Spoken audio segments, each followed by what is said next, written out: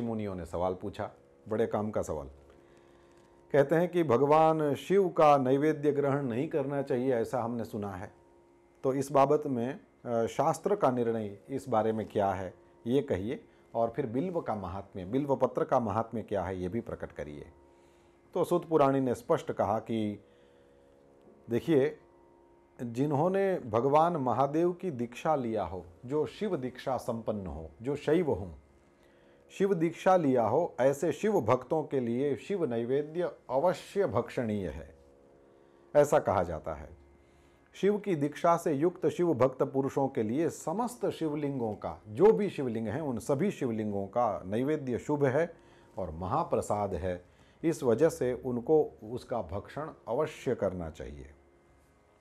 अब अन्य देवताओं की दीक्षा से कोई व्यक्ति युक्त हो तो दीक्षा तो है विष्णु की या और शिव अपने शक्ति की, इस तरह के, या गणपति उनके इष्ट देव हैं तो उस तरह की दीक्षा लिया है, या सूर्य नारायण की दीक्षा, तो दूसरे दूसरे देवताओं की दीक्षा लिया है। लेकिन भगवान महादेव की भक्ति में भी उसका मन लगा है, तो उन लोगों को क्या करना चाहिए? लिखा है कि हे ब्राह्मणों, जहाँ से शालग्राम की उत्पत्ति होती है, अभी नेपाल देश में जो गंडकी नदी है वहाँ से शालग्राम की उत्पत्ति होती है, तो वहाँ से जो कोई शिवलिंग उत्पन्न हुआ हो, वहाँ कोई शिवलिंग उत्पन्न हुआ हो, यानी वहाँ किसी पत्थर से शिवलिंग बनाया जाए तो वहाँ उत्पन्न हुआ शिवलिंग माना जाएगा।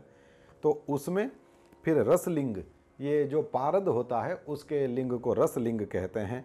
फिर पत्थर, रजत और सुवर्ण से निर्मित लिंग में, और देवताओं और सिद्धों द्वारा प्रतिष्ठा करी गई हो ऐसे लिंग में, फिर केसर से जो निर्मित होता है उस लिंग में, शेफ्रॉन केसर, और रत्न निर्मित लिंग में, और समस्त ज्योतिर्लिंगों में जो विराजमान शिव जी हैं उनका नैवेद्य जो प्राप्त होता है, उसको यदि कोई खाता है तो उसको चांद्रायण व्रत किया हो इतना पुण्य मिलता है।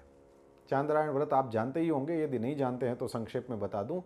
प्रतिपदा तिथि को केवल 1 ग्रास भोजन लेना, एक बार आपने रोटी का टुकड़ा उठाया, सब्जी में या दाल में आपने उसको रखा और उसके बाद अपने मुंह में रख लिया, इतना ही खाना। और द्वितीया के दिन 2 कोर खाना, तृतीया के दिन 3 ग्रास भक्षण करना, इस तरह से पूर्णिमा तक। और फिर उसके बाद फिर वो डिसेंडिंग ऑर्डर में फिर 15 से 15, 14, 13, 12 और अमावस्या को बिल्कुल भूखे रहना। ऐसा गजब का ये प्रायश्चित वाला व्रत है और लोग आज भी करते हैं। उसमें फिर पूजन किया जाता है शिव जी का, या भागवत आदि शास्त्रों को सुना जाता है, ये भी सब कुछ नियम हैं।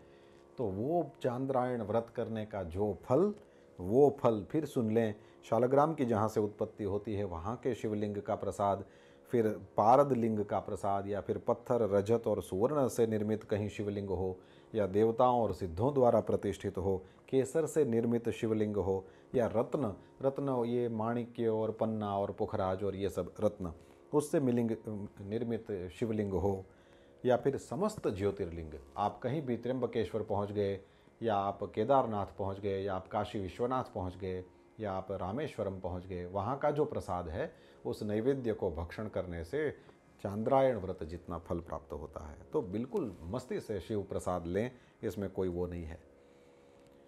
तो इस तरह से, और लेकिन जहाँ पर चंड का अधिकार हो वहाँ जो शिव निर्माल्य है उसको साधारण मनुष्यों को ग्रहण नहीं करना चाहिए। जहाँ चंड का अधिकार नहीं है वहाँ के शिव निर्माल्य का सबको भक्तिपूर्वक उसको भोजन किया जा सकता है, ये लिखा है।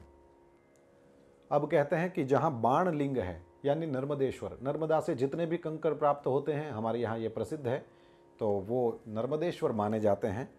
और लोह निर्मित यानी स्वर्णादि धातुमयी जो शिवलिंग है, सिद्धलिंग यानी जिस लिंग की उपासना से किसी को सिद्धि प्राप्त हुई है, अथवा तो जो सिद्धों द्वारा स्थापित हो ऐसा लिंग, या फिर स्वयंभू लिंग जिसको किसी ने बनाया नहीं है, जो स्वयंभू प्रकट हुआ है, ऐसे लिंगों में, और शिव की जहाँ प्रतिमा हो, मूर्तियाँ हो, वहाँ पर चंड का अधिकार नहीं है, तो उन लिंगों में जो प्रसादी है उसको लिया जा सकता है, ये बताया। और जो शिव नैवेद्य पत्र, पुष्प, फल, जल आदि यदि अग्राह्य भी हैं, यानी नहीं लिया जाना चाहिए, ऐसा भी है, तो वहाँ स्पष्ट लिखा है कि वो सब कुछ शालग्राम शिला के स्पर्श मात्र से पवित्र हो जाता है, ग्रहण करने योग्य हो जाता है।